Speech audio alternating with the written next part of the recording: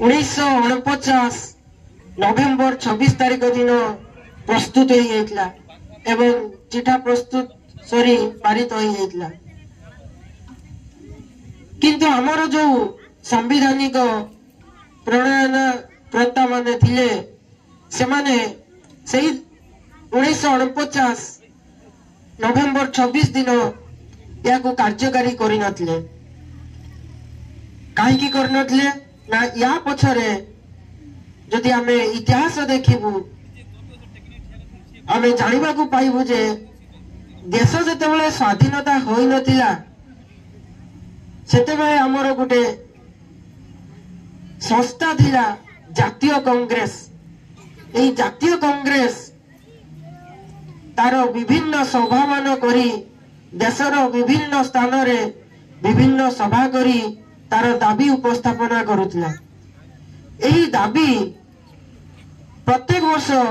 किछि नुआ नुआ दाबी से आणुथिला इंग्रेज सरकार सम्मुख को तार गोटे अधिवेशन थिला लाहौर अधिवेशन 1930 मसीह रे एही लाहौर अधिवेशन रे रवि नदी तटरे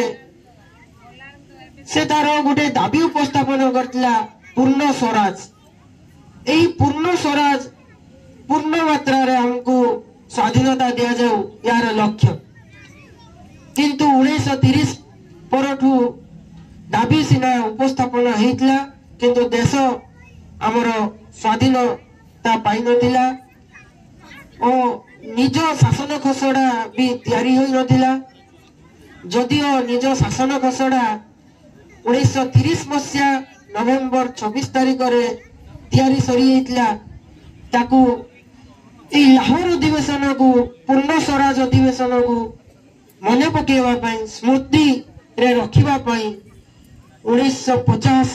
जनवरी 26 पर्यंत आमर प्रणयनकर्ता और सारा भारतवासी अपेक्षा रही एवं समय आसला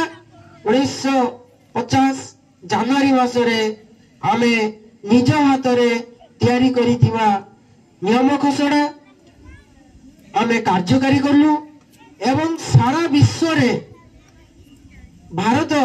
गोटे सार्वभौमत्व गणतंत्र साधारण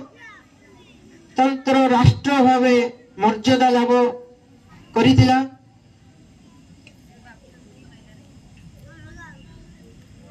जनवरी 26 आम पाई केते गुरुत्वपूर्ण केवल इंग्रेज कबलरू स्वाधीनता पाई आमे 1947 अगस्त 14 मध्यरात्रि रे किंतु तापरे जो मु आउटी के आगुरु कहूतली संविधान तैयारी करिया पाई हमर संविधान प्रणयन संस्था तैयारी करा गला ए जो संविधान आमे तैयारी करलु दीर्घ 2 वर्ष 11 मास 18 दिन ही लागितला एवं बी.आर. अम्बेडकर को अध्यक्षता रे भारत को खाप खुआउतिबा गोटे नियमावली तैयारी कराइतला एवं से नियमावली से खसड़ा को हमें संविधान को समान विधान भारत रे जो काश्मीर टू कन्याकुमारी अरुणाचल प्रदेश रु पश्चिम रे कच्छ पर्यंत जो पूर्व पश्चिम उत्तर दक्षिण सबु लोक सबु जनसाधारण धनी गरीब समस्ते एई नियम रे बंधा समस्त समान नियम आज आमे 75तम